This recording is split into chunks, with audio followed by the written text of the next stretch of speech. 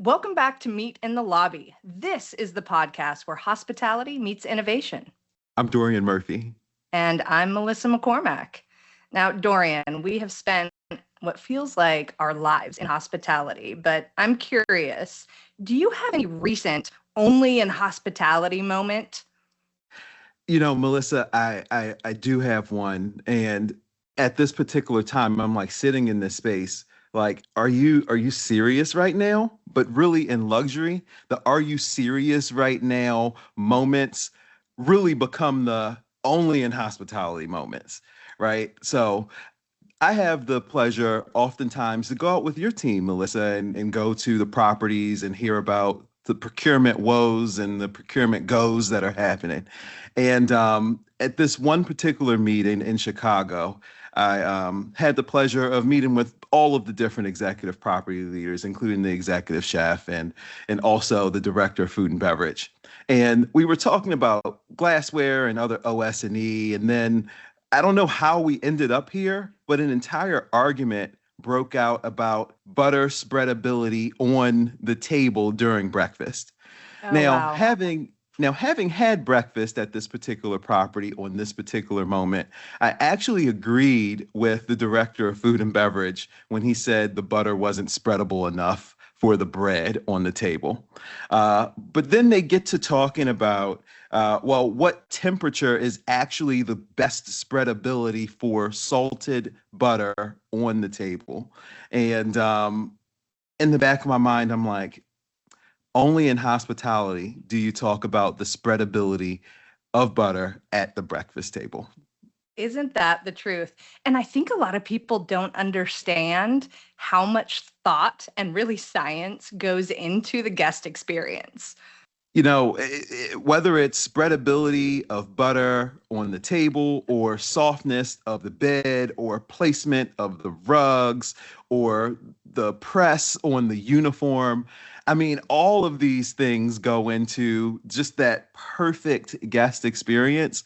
But this particular one, towards the end of a meeting where I'm ready to go off and get a morning coffee, I'm like, guys, are we really spending 15 minutes on butter spreadability with the director of engineering and the hotel GM also at the meeting? I don't know. I may have stepped into a situation between those two folks that maybe they need to hash out on the loading dock. And you know what? I'd be a referee for that. I'd ref that. I like that. Only in Yeah, hospitality. yeah. Well, Melissa, you've been in it as well. And I'm sure you have so many only in hospitality moments in your career and as of late, because I know you've been out touring properties and whatnot. So talk to me. What's one only in hospitality moment you've had recently, or maybe even not so recently? It's a great question because we have so many funny ones, so many that probably aren't appropriate to share on this podcast. But I'm actually not going to answer one that I've had recently. It's going to be what I've witnessed recently. During the World Cup, we have seen an extraordinary amount of hospitality. I read an article about a hotel worker that found some fans stranded in a downpour and drove them to the game personally.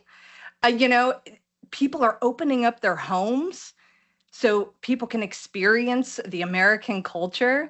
And we've got all these amazing tourists from all these different countries that have come to America and they're immersing themselves. In the South, they're trying Waffle House and Buc-ee's. And in the West, they're going to In-N-Out. And across America, they're going to the Costco. And so, when I think about that, that's what hospitality is, right? It's people wanting to experience another culture and the locals welcoming them with open arms and trying to give them the best experience they can have. And it was a little bit eye-opening to me because we always think of that, how do you make the best experience in the context of hotels and restaurants? But the reality is it's all around us, right? Hospitality is happening all around us. I love that. I love it. I love it. I love it.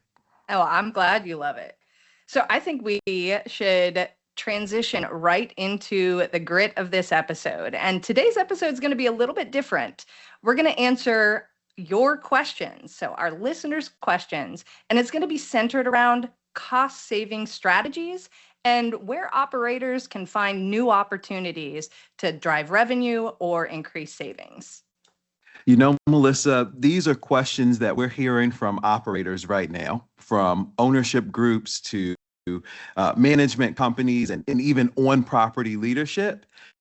Everyone's trying to balance rising costs while still delivering that awesome guest experience.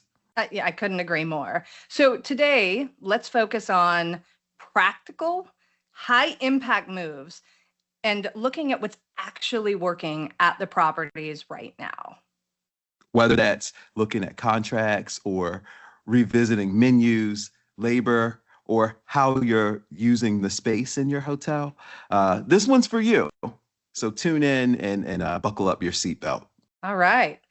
Well, here we go, Dorien. So, what are some of the most simple, high impact changes operators can make right now that would result in cost reduction? I get the pleasure of speaking with folks who can really make quick decisions. Mhm. In many cases, should be able to make quick decisions. Let me put that in air quotes Smart. for their brands, right? And this question has come up because of the turbulent situation with the economy and tariffs coming on and off and different changes with that. And so where my mind goes and where my recommendations have gone for my luxury brands on the program, and even like friends who are managing brands that aren't on our program, who, if you're out there looking, come onto the program. Like, let's actually do this. The one thing that I see we can actually do is renegotiate your service agreements, right? These are high ticket, high dollar items that hotels and restaurants largely are already spending their money on, whether that is for a hotel or even a restaurant, your elevator agreement, right? Hotels are paying 5 and 6 figure sums annually to manage this service that has to be up to snuff and available for your guests. And so if you're partnered with a GPO like Avendra, who has a pre-negotiated contract and savings baked in, how awesome would it be to save 10, 15, 30% on a 6-figure sum for that one particular contract in your hotel? Or landscaping, right? Oh, yes. In luxury specifically, but hotels in general, the first real visual impact guests will have when they come on property is either the drive to the hotel or the plantscapes in and around the hotel. I mean, it's a really impact area where you can drive that guest experience. And really, on the Avendra program, we have so many vendors available that can beautify your spaces, but not at street pricing, right? So what comes to my mind is, renegotiating your service contracts. I'll add one more little piece to this, Melissa, because I see when I manage the entire group of hotels, I'm not seeing enough playing together in the sandbox. Oh, And yes. I'm here for this. what I mean is hotel brands have a portfolio of hotels that are all using similar services, right? They're using uniforms, uniform rental, maybe in their culinary engineering, and in some instances, housekeeping divisions, right? But different hotels are using different players, maybe local or regional players, when there are national contracts that can be put into place, and in some instances, international contracts that can be put into place to really align their spend in this category and realize savings through the bulk of their hotels and not singular hotels.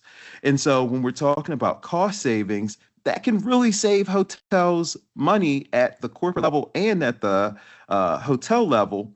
But then from a service standpoint, it's much easier to drive higher service expectations from a vendor partner when they understand the totality of all of the businesses at play and at stake versus just one hotel. So anyway, that's some of the things that I'm seeing that operators can do right now to reduce costs in an impactful way, like yesterday. Absolutely.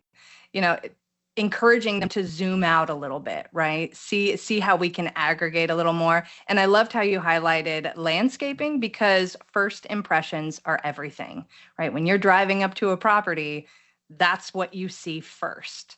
I will also say, and I'm just going to re-emphasize renegotiating and reevaluating your current contracts. We just helped a client save almost $75,000 a year by moving them to a different outsourced laundry supplier. 75,000 just by changing the supplier, which is incredible. Wow. One other thing that I do want to note is a lot of contracts on the services side where you've got scopes, your scope of contract. You can sometimes work in a pay for performance clause into those service contracts where you can add value to each item in the scope. And if the supplier doesn't perform, you would negotiate in advance that you would be able to deduct that amount from your payment, the amount that would have been in the scope. So there are some really interesting ways to save money on those contracts, but you are spot on with reevaluating your contracts and staying on top of them. Melissa, one more thing comes to mind, Oh, right? let's hear it. Let's hear it. I think we talk about, and when I say we, I mean, hotel DOFs and, corporate leaders talk about price savings as the way of like bringing that money, flowing that money through to the bottom line. But when you renegotiate your contracts on the whole for the group, there's also in some instances availability to work in marketing funds, to work in additional like rebates, and to like use it in some ways as revenue generation. And so I think that we can't skip over that because really it's about more than price savings, right? Your invoice price is one thing, but the other goodies, I like to call them, that can be put into a contract, those also have financial value along with the insurance and indemnity and the other non-financial aspects of an agreement. I think all of that holistically needs to be considered, but all of it is for the good of the whole, right? You don't lose out on that. So. Oh, absolutely. The beauty lies within the terms of the contract, right? It's not all about cost savings. It's about those Such the add-ons. truth. Such the truth. Well, Melissa, I want to briefly turn the wheel ever so slightly to food and beverage strategy. Okay. So when it comes to food and beverage, operators are finding every way they can to realize that cost savings that we were talking about while maintaining the experience they intended for the guests to have.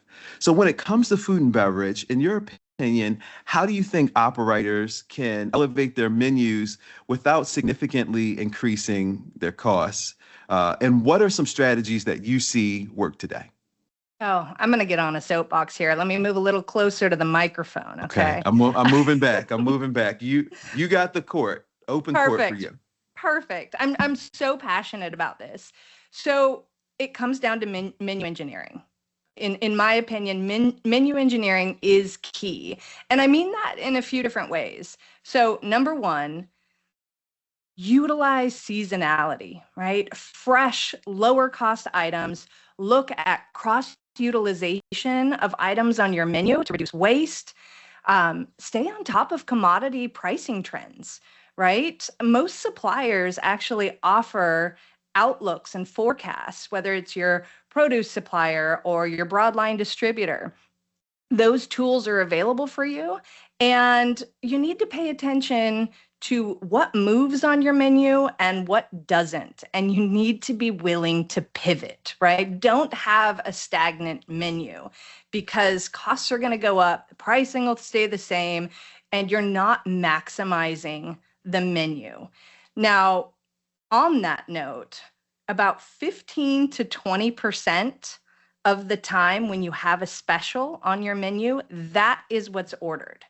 So if you've got great servers that are upselling your specials, almost 20% of the time, your diners or your guests go for that special. So make it really profitable. Because when you think Mm. about a menu as a whole, 20% is a pretty high percentage. But you know me, I also like to bring some science into this, and that's menu design. So if you've got a 2-page menu, the top right corner is the first place diners' eyes go to. If you've got a single page menu, it's the center of that menu. And so that area is where you're going to highlight your most profitable items. And since we're talking about the menu design right now, data has also shown that if you take off currency indicators, so take off the dollar sign, people don't value it as high. And so they're willing to actually spend more.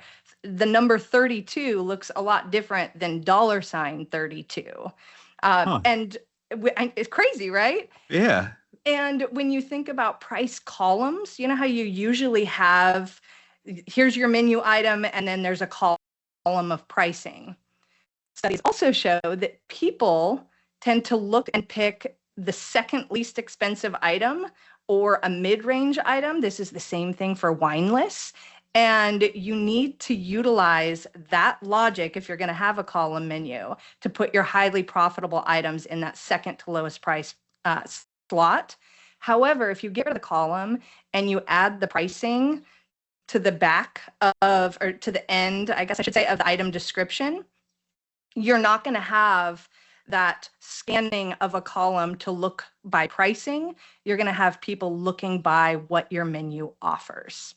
So those are just a few things that I think food and beverage and restaurants can utilize to help increase their profitability, which will allow them the flexibility to have some really cool menus. Wow, Melissa. And I'm a food and beverage guy, right? Mm-hmm. Oh, And I know. and I've helped engineer some menus and whatnot. And I just did not realize, there's a few things that I picked up. Removing the dollar sign off the menu cost, it takes it from currency to monopoly money, right? Yes.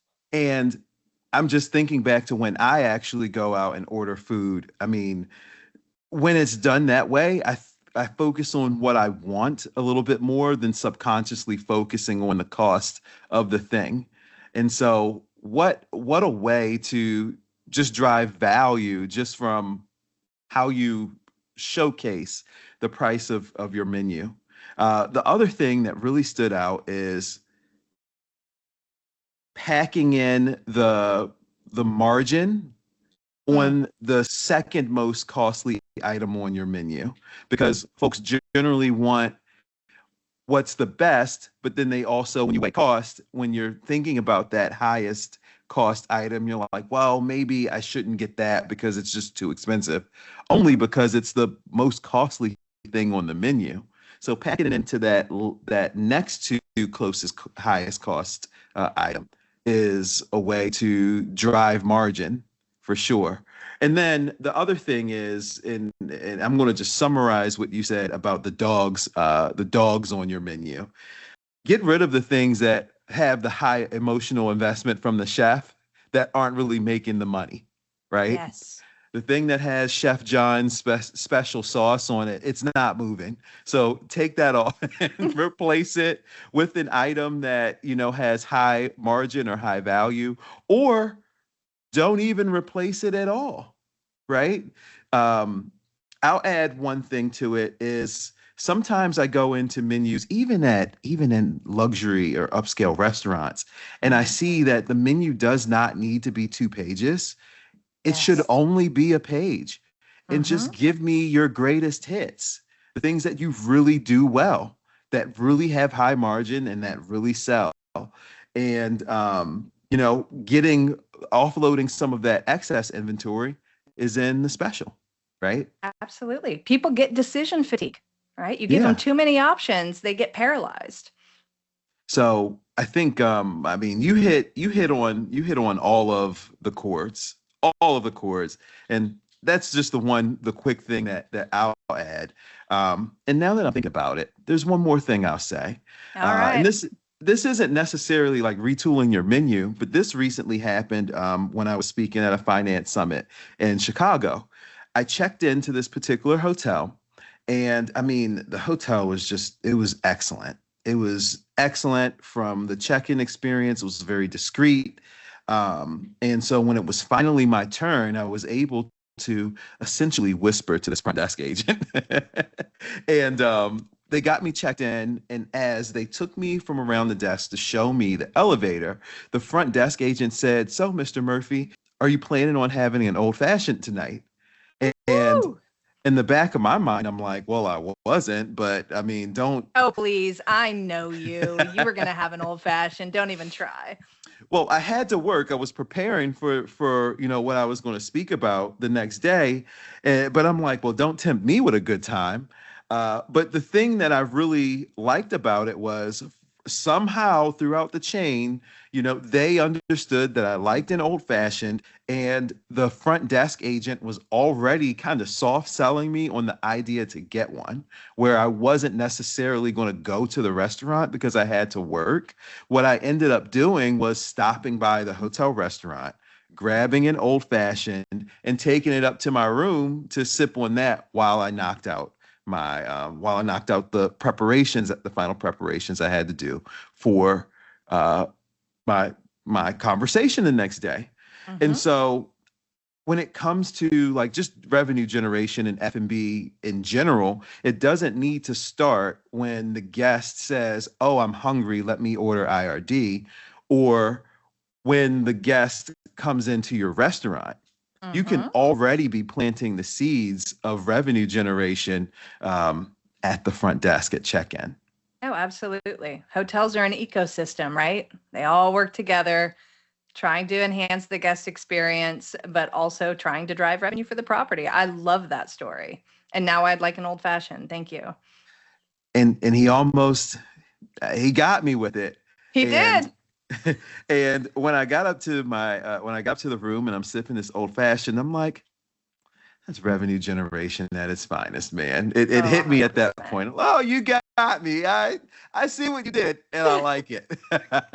Oh, that's too funny. Well, I'm going to move to the next question, but we're going to make it a little fun. Okay. So, what's the most memorable or dare I even say questionable cost savings tactic you've seen an operator try? And what did you learn from it? Okay. Um, so I'm leaving Keep it names keep out of it keep it this. PG though. Yeah. I'm not incriminating anybody on this one, but at a hotel I worked at many moons ago, we had a big problem. We were preparing for a large banquet with a high-paying, high-expectation guest. And one of the banquet servers, they were moving a tower of glassware. I'm talking 20, I'm sorry, not glassware. It was coffee mugs. But we're Mm-hmm. talking like 20 racks of coffee mugs. And my inner F&B person is going to give you the math on this. If a rack of coffee mugs has 16 in it, 4 by 4, and there are 20 of them, I Okay. mean, we're talking over a couple hundred coffee mugs Yeah, there. I was like, please don't En- make me do math right now. enough to service the entire banquet. Okay. And the banquet server tripped over his own shoes, right? And he ended up falling into the rack and pushing it, and then the entire tower of coffee mugs fell over. And you can only imagine, Oof. we lost a sizable percentage of the Yeah. coffee mugs, which it wouldn't have been enough to service the client. Right. So we ended up doing what we had to do to make that work. But then we Hmm. needed to replace all of those coffee mugs that were turned over. Yeah, you And got to so have we something to serve the coffee in. I mean, I almost was there with my hand under the coffee pot. Hey, guest, just sip the coffee out of my hands. That is Si- full service. It doesn't get any more full service than that, right? But we needed to replace this because down the line we had other high paying, high expectation guests. And so we needed to replace them, and we went out to procure these from our original manufacturer, which was based in China. Hmm. The funny part was that we were coming up on Chinese New Year. And so factories Oh. were shutting down, not ramping Hmm. up. Yep. And so instead of just going the rental route, we ended up procuring a knockoff version of these coffee mugs from an Australian vendor. Mm. What makes it questionable is after Chinese New Year, we never ended up buying from the vendor in China again. The deal was just so good in Australia, we just continued buying the knockoff mugs from Australia. Oh, you got to do what you got to do. It takes creativity so much of the time to launch these events and really just make sure that the guests are taken care of. So much goes on behind the scenes.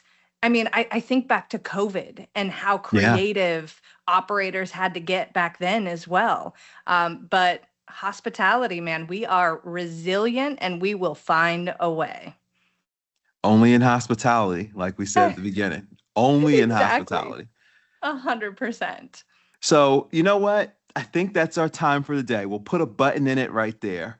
But I believe we'll pick back up on in our next episode where we'll shift into labor and revenue generation and how operators can future proof their margins. Absolutely. And we'll see you next time on Meet in the Lobby.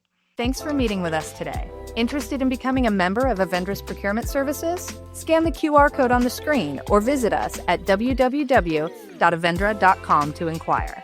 To learn more about Avendra International and the latest hospitality news and trends, follow us on LinkedIn at Avendra International. Meet in the Lobby is a production from Avendra International. Special thanks to our executive producers, Dorien Murphy, Melissa McCormack, Corey Moriarty, Eleanor Waddell, and Lindsay Garbachik, and our production partners, Market Scale. To learn more, click the link in the description.